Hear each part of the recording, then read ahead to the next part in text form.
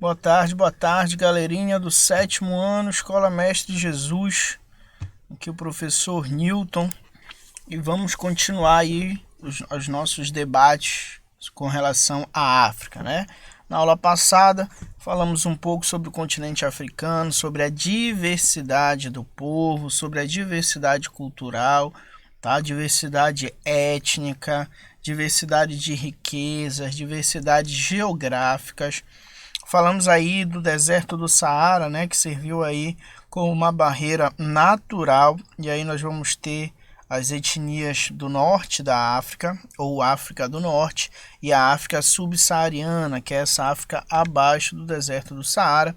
Falamos sobre os griots, né, aí os contadores de história, e como os africanos preservam essa ideia de história oral, né? Ou seja, história transmitida através da oralidade, através dos contos, das músicas, das danças, certo?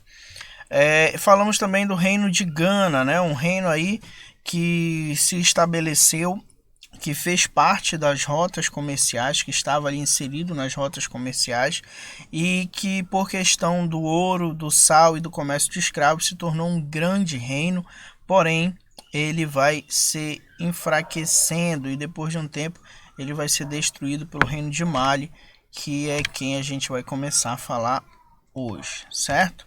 Então vamos lá, reino de Mali, bem aqui no mapazinho para você identificar, ó, deixa eu colocar aqui, caneta não, aqui, Império de Mali, nessa região, né, dominaram a região. Se você olhar aqui o mapa, aonde estava Gana, ó, bem aqui, Mali embaixo, Gana em cima, né? Meio que Mali domina o território de Gana, certo? E ó como ele se estende, passando inclusive pelo deserto, certo? Aqui são as principais cidades. Essas principais cidades, gente, era onde o comércio ele acontecia de forma mais forte, certo? O reino foi fundado aí no ano de 1235, né, logicamente depois de Cristo. E para eles o título de rei do império, de líder do governo era Mansa, tá? Quando a gente falou de Gana, a gente falou que o soberano, quem é o soberano? O soberano é o rei, é o imperador, é quem governa aquele reino, certo? Então, quando a gente falou de Gana, o título, o nome que se dava a esse soberano era Gana. Não era o nome da pessoa, tá, gente? Era o título. E já em Mali vai ser Mansa, certo? Esse vai ser o título.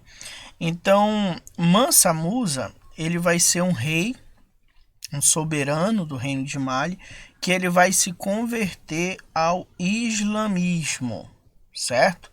Então eu havia falado para vocês que o islamismo vai se espalhar muito, vai se difundir muito no território africano, começando ali pela parte mais próxima do Oriente Médio, né? Do lado ali, por exemplo, quando a gente fala ali de Egito, a gente fala daquele outro lado, e descendo o deserto do Saara até essa outra ponta, né? Digamos assim, certo? Através dessas ideias de disseminação do islamismo, porque para os islâmicos, gente, além de você se converter ao islamismo, passa a ser uma missão sua levar o islamismo até outras pessoas, converter outras pessoas. Então, mais ou menos com essa ideia de comércio e de transmitir o islamismo, você vai ter Mali aí se expandindo, tá? E o fato dela estar inserida nas rotas de comércio também vai fazer com que ela ganhe muito dinheiro, com que ela cresça muito, tá? Principalmente, gente, os materiais, a gente vai falar aqui, eu acho que de mais dois reinos, e basicamente eles têm três produtos principais. O ouro, o sal e o comércio de escravos. São esses os produtos que fortalecem esses reinos africanos, certo? Mas lá para frente a gente vai inclusive discutir sobre o conceito de escravidão. Gente, o reino prosperou, torna-se um grande centro de interação cultural entre povos muçulmanos, certo? Centro de interação cultural entre povos muçulmanos, ou seja, muçulmanos de etnias diferentes se dirigiam às cidades de Mali e ali se tornou um grande centro cultural, certo? Gente, infelizmente, quando a gente chega no século XV, nós vamos ter uma disputa interna por poder, ou seja, uma disputa dentro da própria elite do Império Mali, do Reino Mali, e isso vai acabar enfraquecendo o reino, ele vai acabar sendo o seu território sendo tomado, sendo fragmentado, certo? Aqui você tem a mesquita de Tumbuktu, tá? Na cidade que era o centro comercial e cultural do Império Mali, hoje localizado no centro do país do Mali. Então olha como é parecido as construções, digamos assim, do Marrocos, né? As construções marroquinas. Prosseguindo, Reino Songhai. Gente, o Reino Songhai, ele vai ser fundado no século 17. Ele era um reino aliado ao Reino de Mali, porém, com o tempo, eles vão conseguir sua independência, sua autonomia, e aí acabam se separando do Reino de Mali, tá? Eles eram militaristas, eles tinham um exército muito forte. Aqui eu coloquei a representação para vocês, tá? Com o rei. E eles basicamente tinham um exército permanente. Isso era diferente dos outros reinos. Os outros reinos, eles se superavam, eles ficavam mais fortes, eles tinham um exército, mas não um exército treinado e permanente, tá? Na sua estrutura social, como ocorreu no caso do reino Songhai, tá? Era um reino muçulmano que também fazia parte das rotas comerciais, que também vai se destacar pela grande quantidade de ouro, pelo comércio desse ouro, pelo comércio de sal e pelo comércio de escravos, tá? Foi inclusive, lembra que eu falei que o reino de Mali ele vai se dividir, ele vai se fragmentar. É inclusive o reino Songhai aí que vai dominar uma parte aí do território de Mali, tá? Os soberanos, gente, de Songhai, eles eram bem violentos quando eles decidiam se expandir, quando eles decidiam dominar novos territórios. Como eu falei, era um povo militarizado. Então, eles vão ameaçar muitos povos que viviam ao seu redor. E muitos povos vão se organizar para se revoltar contra o reino Songhai. Entenderam?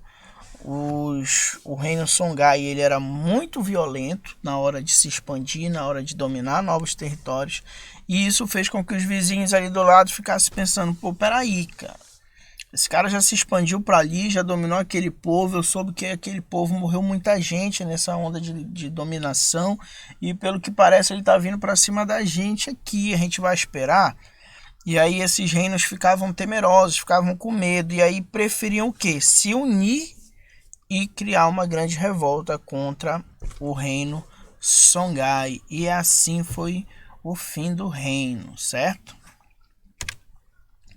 Reino do Congo. Gente, com toda certeza, o Reino do Congo é o que tem maior relação com a história do Brasil, com a história do nosso país.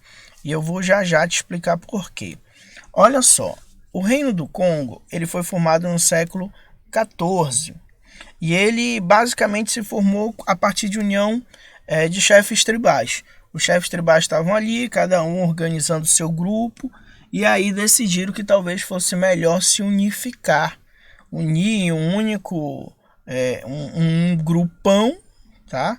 Que pudesse controlar e que pudesse aí dar mais segurança para os seus domínios. Então ocorreu a união dos chefes tribais e esses chefes tribais uniram os seus territórios, uniram os seus domínios, certo?